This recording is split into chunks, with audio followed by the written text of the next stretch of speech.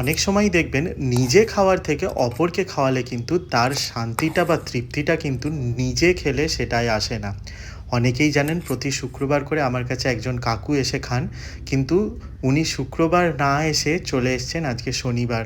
সেই জন্য আমি কি করলাম, আমার ভাতটাই ওনাকে দিয়ে দিলাম। এর মধ্যে বড় কিছু ব্যাপার নয়, এটা অনেকেই করে, আমার মতন হাজার হাজার লোক আছে যারা করে। কিন্তু একটাই আনন্দ যে কাউকে ভালোবাসলে সেও কতটা ভালোবাসে। উনি বললেন কিন্তু যে এটা কি তোমার খাবার, আমাকে মিথ্যেটা বলতে হয়েছে যে এটা আমার নয়, কিন্তু নিজের যতটা আনন্দ হয়েছে এটা করে, আমার মনে হয় এই আনন্দটা সব সময় সব ক্ষেত্রে হয় না। এসো। এই ভিডিওটা বানানোর একটাই উদ্দেশ্য যে সব সময় নিজের কথা না ভেবে কখনো কখনো অপরের কথাও ভাবলে মনে হয় ভালোই লাগে। কালকে আসুনি কেন? কালকে হরিনাম ছিল এক জায়গায়। কালকে আমি ভাত করে রেখেছিলাম, আচ্ছা, কালকে আসুনি। কি বলো?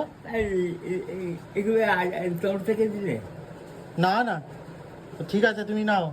না না, আমার তুমি কোথায় শোবে? এইখানে শোবে না ওখানে শোবে? ওখানে কিন্তু পাখা নেই গরমে। আচ্ছা তুমি যদি এখানে শোও তাহলে আমি এখানে ব্যবস্থা করে দেবো। ঠিক আছে তো? ঠিক আছে, খেয়ে নাও।